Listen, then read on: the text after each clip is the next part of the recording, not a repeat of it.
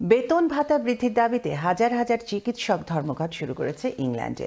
Doctors union BMA বলছে, গত 2 বছরে 22% বেতন বৃদ্ধির পর এবছর গড় বেতন 5.4% বৃদ্ধি পেলেও মুদ্রাস্ফীতি বিবেচনা করলে 2008 সালের পর থেকে বেতন 1/5 কমেছে। তারা আরও বেতন বৃদ্ধির দাবি জানিয়েছে, কিন্তু সরকার বলছে পাবলিক সেক্টরের মধ্যে এটা সর্বোচ্চ বেতন বৃদ্ধি। চিকিৎসকদের ধর্মঘটের কারণে চরম বিপাকে পড়েছে লক্ষ লক্ষ রোগী। বাতিল হয়ে গেছে অ্যাপয়েন্টমেন্ট এবং জরুরি চিকিৎসা। বিস্তারিত দেখুন ডেস্ক রিপোর্টে।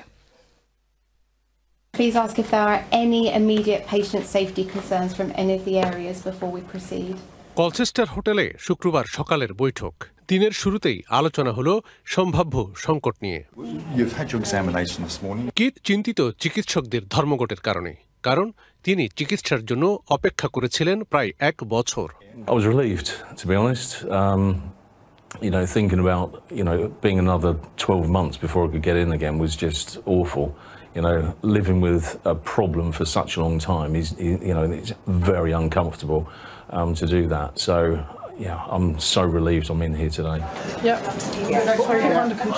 ধর্মঘটের কারণে জরুরি চিকিৎসা বিভাগে ব্যস্ততা ছিল কম, কারণ ধর্মঘটের কারণে অনেক রোগী হাসপাতালে আসা থেকে বিরত থেকেছে।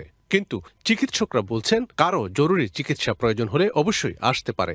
কনসালটেন্টরা বাড়তি সময় দিচ্ছে ধর্মঘটে যাওয়া সহকর্মীদের ঘাটতি পূরণে। তবে এই শীর্ষ কর্মকর্তা অতিরিক্ত সময় কাজের জন্য বাজেট বরাদ্দ চাইলেন। We're being told at the moment that unlike previous industrial action, there won't be any central funding for the impact of the industrial action, which is going to put pressure on already stretched budgets.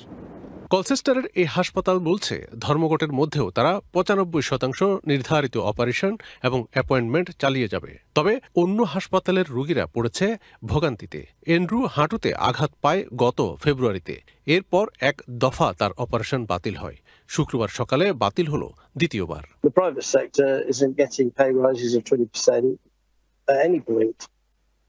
So I just think they're greedy and it's unfair on the patients.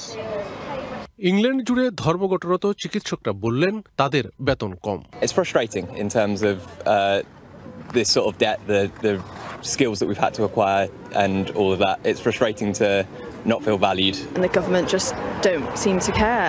They don't care about patients either, because we've had to do this and they still don't want to listen to us. Health secretary West স্ট্রিটিং চিকিৎসকদের ধর্মঘট নিয়ে ক্ষোভ প্রকাশ করলেন। We know that there will be real challenges over the next 5 days, and that is why the Prime Minister and I are so angry on behalf of patients and other NHS staff who are working hard to keep the show on the road, that the BMA have taken what is reckless and unnecessary action. ধর্মঘট নিরসনে কোনো ধরনের দ্বিপাক্ষিক আলোচনার আভাস পাওয়া যায়নি। Milton Rahman, channel S news desk.